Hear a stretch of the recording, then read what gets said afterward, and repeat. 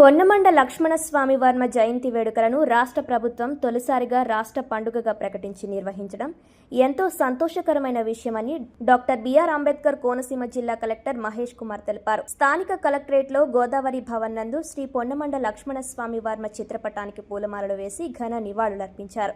ఈ సందర్భంగా జిల్లా కలెక్టర్ మాట్లాడుతూ పొన్నమండ లక్ష్మణస్వామి అగ్నికుల క్షత్రియ సమాజానికి పేదల అభ్యున్నతికి ప్రత్యేక గుర్తింపు, హక్కులు, గౌరవప్రదమైన స్థానం కల్పించేందుకు విశేషంగా కృషి చేశారని గుర్తు చేశారు.